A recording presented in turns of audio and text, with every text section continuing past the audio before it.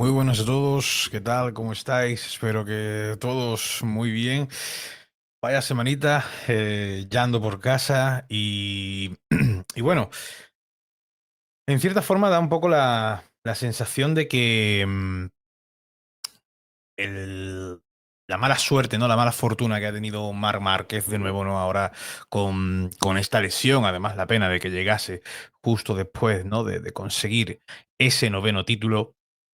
En cierta forma, eh, yo no sé si hace un efecto u otro, o hace que todas las miradas de Ducati no vayan hacia ese lado, ¿no? Y de los aficionados, ¿no? Dentro del entorno Ducati, hacia la situación de Marc, o quizás todo lo contrario, y entonces ahora que no está Marc, pues todas más todavía, si caben, vayan hacia el otro lado del box, hacia Peco Bagnaia.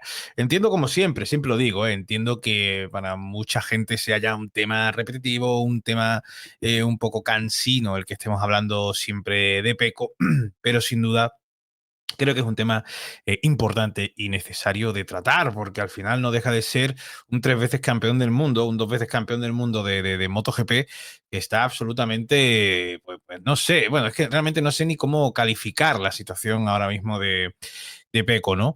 Eh, sí que es cierto de que siempre da la sensación, ¿no? De que el ruido a veces es una forma de esconder el silencio, ¿no?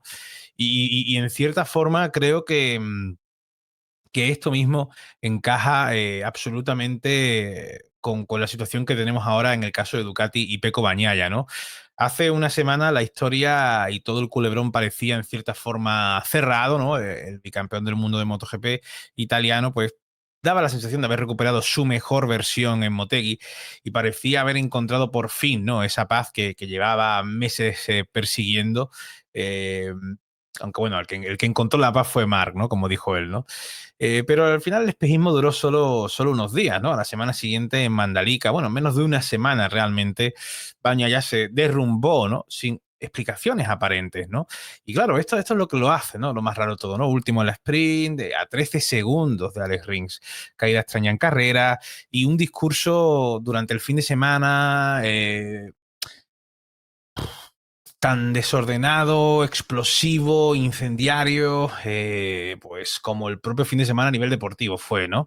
Y claro, en medio de todo esto nos encontramos que da la sensación de que Ducati ha elegido el camino más peligroso, ¿no? En cierta forma, que es el silencio, ¿no? Mm, para hablar de Pecco, la situación de ahora, tendríamos que decir que es un piloto que ya no se explica, ¿no? Y es que las declaraciones de Bagnaia tras la sprint en Indonesia fueron hasta cierto punto desconcertantes, ¿no? Tanto como su rendimiento, ¿no? Diciendo eso de ya no tengo nada que demostrar porque, bueno, ya en Motegi se vio lo que hice, que a esto lo que estamos mencionando aquí, ¿no? En el canal, lo de, bueno, entonces imagino que Fermín Aldeguer cuando llegue a Phillip Island podrá decir lo mismo si de pronto hace el décimo, ¿no? ¿No? Podrá decir, bueno, yo en Mandalika gané la carrera, yo ya no tengo nada que demostrar. Honestamente no creo que esto funcione así, ni un Alex Rins que lo vimos en Mandalika por delante de Fabio Quartararo casi todo el fin de semana también. Creo que el contexto, hemos vivido 2 fines de semana en cierta forma extraños, ¿no? Con distintos condicionantes que, bueno, pueden haber cambiado un poco todo, ¿no? Pero esa frase, ¿no? De ya no tengo que demostrar nada a nadie, ¿no? Que lo dijo además visiblemente frustrado, ¿no?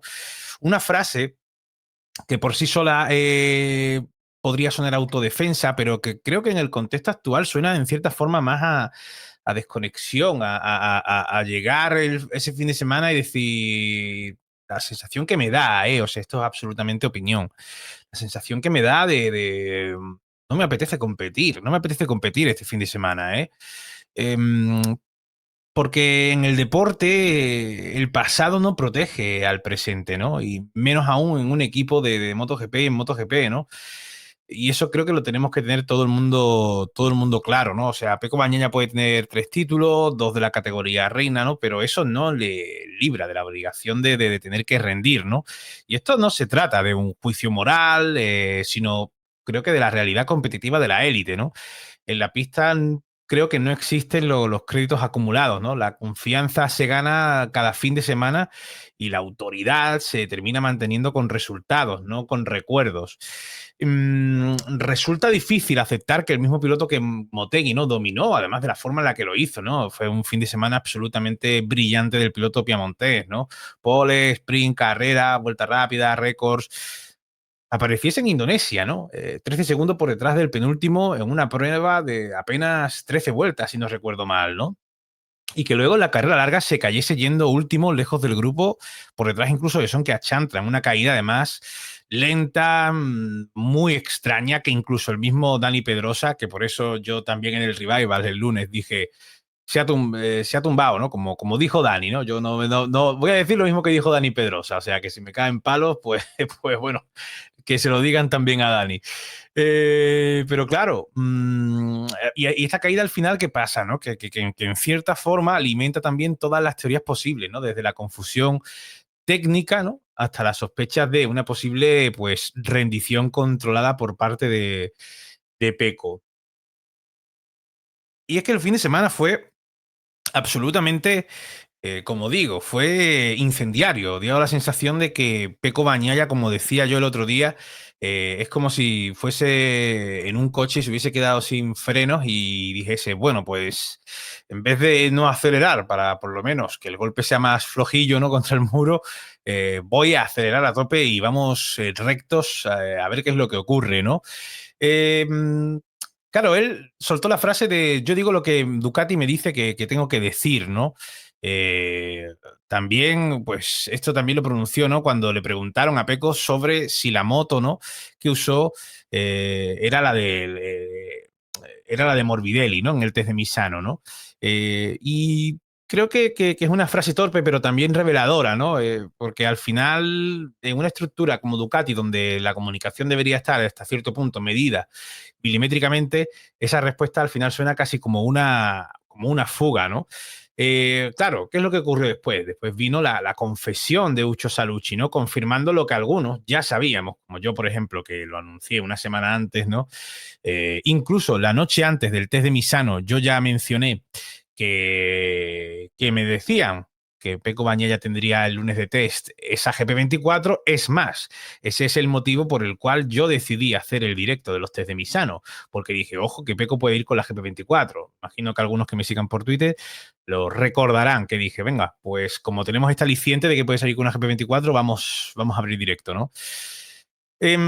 ¿Qué ocurrió? Hasta aquí mucha gente todavía no ha llegado a ese punto y eso, claro, eso es lo que mucha gente no sabrá, que eso también lo di como información que sigo creyendo a día de hoy, porque bueno, a la vista está que se ha ido confirmando, ¿no? En Motegi, Peco también utilizó esa moto de Morbidelli, obviamente con sus partes homologadas 2025, el motor Spec 2025, ¿no? ¿Cómo se dio esto? El viernes el mismo Peco, ¿no? Menciona que, o no sé si el sábado, que pidió, ¿no? Que tener las dos motos iguales, porque el viernes de Motegi llega con la moto que él había estado utilizando durante toda la temporada y lo que probó en Misano. Al confirmar que lo que probó en Misano le iba bien, decidió hacer el cambio, ¿no? Y después, bueno, pues ya el fin de semana es historia. Una moto que va del box del VR46 hacia el box del Lenovo y unos mecánicos del VR46 que tienen que estar trabajando a tope para tener esa GP24. Claro, vosotros diréis, joder, pero ¿qué sentido tiene? ¿Por qué no le montan una GP24 directamente en su box? Y es una pregunta absolutamente legítima. Una pregunta que, claro, yo también me hacía y que yo me encargué también de preguntar, ¿no? Y al final esto es opinión de la persona que me da la información, pero ya os digo, es una persona que está muy ahí dentro, si no es imposible que me hubiese dado esto. Eh, Todo esto viene porque al final, muy probablemente, hay ciertas dudas. Había ciertas dudas en ese lado del box de Peco. No sé si todo el lado del box de Peco, si Gavarrini, no sé nombres. Peco 100% seguro que sí. De decir, oye, vale, nosotros nos estáis diciendo que son iguales, ¿no? Que la base es la misma, pero da igual, danos la moto de Morbidelli que sabemos al 100% que esa es una GP24, ¿no? O sea que ya realmente todo parte desde un punto de cierta desconfianza, podríamos decir, ¿no? Con todo esto. Y al final, pues Gigi y su equipo deciden aceptarlo, ¿no? Y lo hacen. Por eso, al llegar a Motegi, deciden hacer otra vez ese cambio, ¿no? deciden hacer ese cambio que bueno, absolutamente legal la base de la moto con las partes homologadas de Pecco Bagnaia. Algo que además yo decía, la propia Ducati, disculpa, no lo va a reconocer abiertamente, porque al final aceptarlo, ¿no? Admitirlo, después además, sobre todo de un fin de semana como el de Pecco Motegi, sería pues pegarse un tiro en el pie, ¿no? Sería decir, pues, oye, quizás en el desarrollo nos hemos equivocado. Y eso supone muchas cosas. No supone solo algo a nivel ego, a nivel orgullo del ingeniero, lo que sea. Supone mucho más, de verdad, supone mucho más en muchos sentidos. Claro, aquí entramos en, podríamos llamarlo, el enigma técnico y el vacío de comunicación, ¿no? Porque es que lo que realmente hace tan difícil digerir el caso Bañaya no es solo la falta de rendimiento, ¿no? Sino la ausencia de explicaciones. Porque ¿cómo se pasa en 7 días de dominar con solvencia a no poder rodar entre los 15 primeros? Claro, aquí hay muchos factores que podemos tener en cuenta. Esos discos 355, un Marc Márquez que estaba tenso, ¿no? Durante todo ese fin de semana porque quería cerrar el título ahí, que por cierto, menos mal que lo hizo, porque fijaros después, ¿no? La desgracia que ha tenido. Hay diversos factores que sí los podemos tener en cuenta, pero hombre, creo que también tenemos que ser honestos y justos con una situación que vivimos de un Pecco Bagnaia absolutamente perdido y que de pronto, de la noche a la mañana, en un fin de semana, arrasa. Porque no es que ganase, es que arrasó además a ritmo de récord, ¿no? Yo creo que, claro, ahí es donde a muchos, ¿no? Obviamente, en la búsqueda de la verdad, de la información, de lo real, de lo que está ocurriendo, pues nos surgen mil preguntas. Y yo creo que también al aficionado también. Y creo que también le deben salir estas preguntas. Y creo que es honesto que salgan estas preguntas, ¿no? Porque vuelvo a decir, ¿cómo se pasa en 7 días de dominar con solvencia a no poder rodar entre los 15 primeros, a estar a 13 segundos del penúltimo, ¿no? Y aquí, obviamente, yo no estoy diciendo que la culpa sea de Ducati, que esto sea 100% Ducati o lo que sea, ¿eh? No estoy diciendo esto, lo digo para que no salte alguno ya diciendo, no me estoy refiriendo a esto, aquí falta explicaciones por todos lados, porque ni Ducati ni el equipo realmente ofrecen una respuesta convincente. Y cuando el silencio se prolonga, pues el vacío lo van llenando las interpretaciones de cada uno. Ducati, por lo menos públicamente, parece, y es la sensación que me da, y hasta donde yo sé, a mí me dicen que en cierta forma, o sea, que sí es así, vaya, no en cierta forma, que es así, Ducati se ha movilizado en torno a Pecco Bagnaia para protegerlo, pero claro, proteger a un piloto no significa ocultar la verdad, ¿no? En un campeonato donde la telemetría, los datos registran cada milímetro, bueno, telemetría, ya sabéis que en MotoGP telemetría en tiempo real y eso no existe, pero los datos que se registran, cada comportamiento mecánico, todo está calculado, todo está controlado, ¿no? Resulta difícil creer, ¿no? Que nadie tenga una explicación técnica, ¿no? Si no hay una explicación técnica, al final lo único a lo que podemos apelar es a algo psicológico, a algo mental, algo que nosotros hemos estado hablando abiertamente en este canal durante todo el tiempo, ¿no? Yo lo he dicho muchas veces, la línea que hemos, editorial, por así decirlo, que hemos tenido en este canal, tanto yo como cuando hemos estado, por ejemplo, con Tesouro hablando de este tema, siempre ha sido la de un Pecco Bagnaia que no comienza mal el Mundial, está ahí en el podio, es cierto que no está ganando, pero un mismo Pecco Bagnaia que él mismo en sus palabras, ¿no? Diciendo, si el Mundial empezase en Qatar o en Portimao, esto sería distinto. O sea, ahí había un piloto con confianza de que de verdad podía plantar cara. Después quizás se encuentra con una situación en la que no es capaz de hacerlo, no es capaz de plantar esa cara que él se pensaba o quizás se imaginaba a un Marc Márquez en otro nivel, no al nivel al que ha estado. Y Pecco empieza a probar mil y una cosas distintas, ¿no? Porque claro, además me parece curioso, me sorprende ciertamente, ¿no? Que se hable, ¿no? Y se esté empezando a hablar ahora de, bueno, es que mira, fíjate, a Pecco le han puesto ahora el device del 2024 y está mejorando sus resultados. Es que puede que la clave fuese el device 2024. Y muchas veces cuando veo esto pienso, digo, bueno, pero vamos a ver, a comienzo de año Pecco llevó el device 2024. Pecco comenzó el Mundial con el device 2024 y los únicos que llevaron el 25 fue Marc y Villanantonio. Cuando se ponen a hablar, no, mira, ahora las horquillas cortas, ahora cambiar las horquillas cortas, por ahí pueden estar las cosas también, las horquillas cortas. Vuelvo a decirlo, esto ya ha ocurrido antes. All-Ins introdujo una actualización de las horquillas en el 2023 que todos adoptaron, Pecco lo aprobó Él mencionó que le gustó, pero realmente siguió con las horquillas cortas. En el 24 estuvo con las horquillas cortas todo el tiempo. Y este año comienza el año y comienza con las horquillas cortas, no comienza con las largas. Después hace el cambio a las horquillas largas. No sé si fue después de los test de Jerez que hizo el cambio a las horquillas largas. Los test de Jerez, no, o en Aragón. Creo que puede que fuese en Aragón. Cambió de nuevo a las horquillas largas y ahora ha vuelto a las horquillas cortas. Y ahora empiezan a decir, oh, no, no, la clave de Motegi puede estar esto. No, señores, no. La clave de Motegi no es esa. Vuelvo a decir, esto ya se ha llevado antes, esto ya lo ha llevado antes Peco en el comienzo de temporada. O sea, yo sinceramente creo que Peco, él mismo, yo tengo mi opinión de que creo que Peco Bañaya, si hubiese comenzado el Mundial con lo que tenía y si hubiese mantenido con esto, posiblemente habríamos visto un Peco más competitivo, en vez de lo que ha hecho, que tengo la sensación de que Peco ha estado pues mareando la perdiz, probando mil y una cosas distintas y al final te pierdes tú y se pierde la moto, ¿no? Y al final obviamente la confianza nunca acaba de llegar del todo. Pero que claro, ¿qué es lo que ocurre?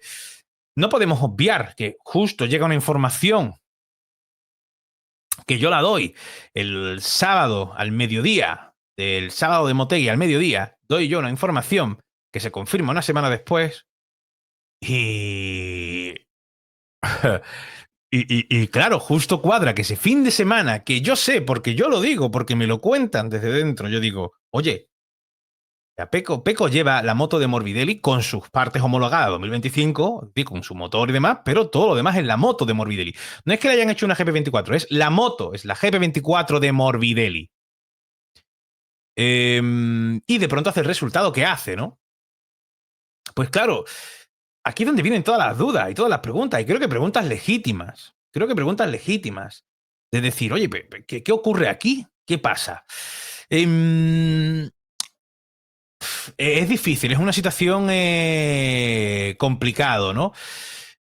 Y como digo, ¿no? Con todos los datos, con todo, es difícil creer que nadie tenga una explicación técnica, ¿no?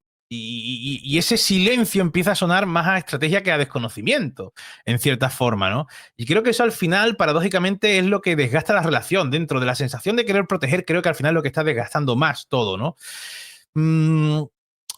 Es una situación muy complicada, muy complicada, más de lo que la gente se cree. Al final, la gente puede tener su opinión, mejor o peor, de un piloto a nivel deportivo, pero no dejan de ser personas. Y vuelvo a decir, ni estoy defendiendo a Ducati, ni estoy defendiendo a Pecco Bagnaia. Estoy simplemente intentando llegar o explicar hasta cierto punto qué es lo que creo que puede estar ocurriendo, qué es lo que creo que está sucediendo y por qué creo que se está empeorando todo desde ese silencio, ¿no? Corporativo, por así decirlo, y unas declaraciones de Peco que cada vez que habla, pues hace que ese silencio sea cada vez peor, en cierta forma, ¿no?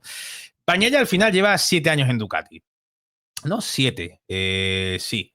Desde el 19. Ha ganado 2 títulos y se ha convertido en uno de los pilotos más rápidos de la parrilla, ¿no? Pero también ha demostrado que cuando las cosas se tuercen, pues su discurso se fragmenta un poco, ¿no? Tiende a señalar hacia afuera, no suele hacer mucha autocrítica. Esto también es cierto, chicos. O sea, no nos podemos engañar tampoco, ¿no?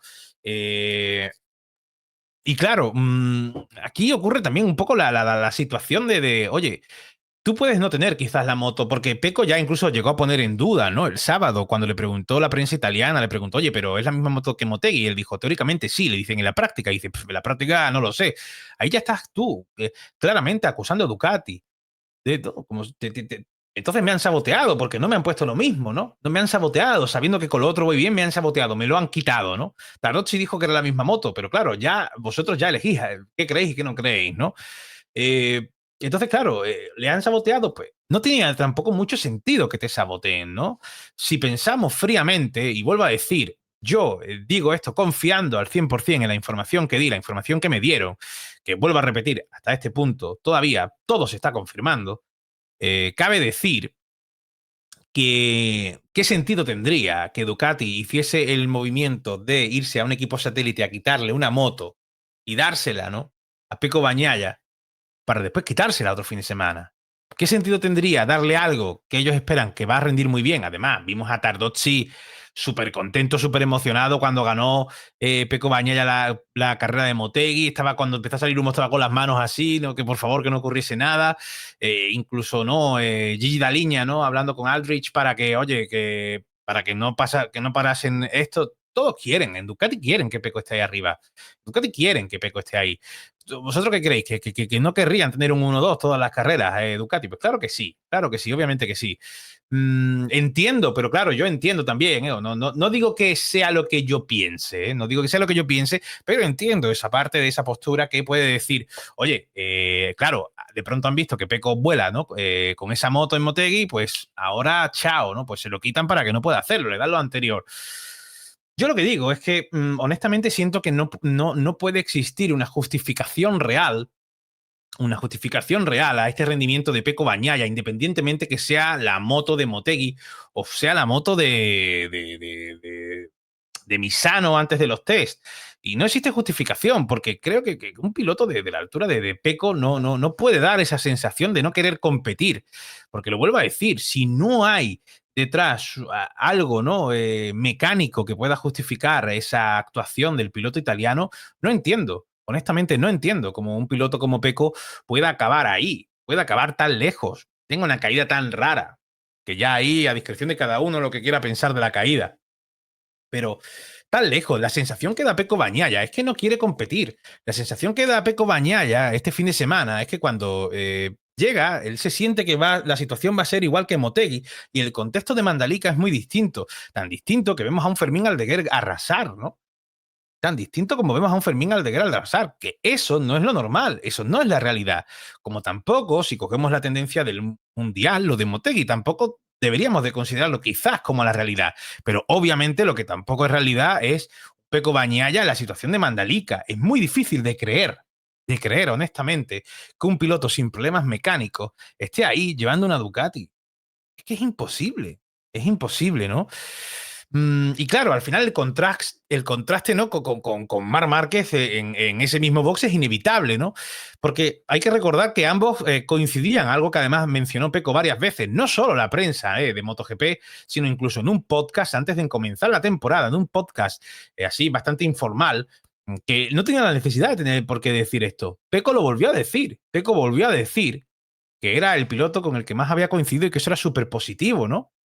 Las sensaciones con la GP25 eran similares, ¿no? Sin embargo, los resultados no lo son, ¿no?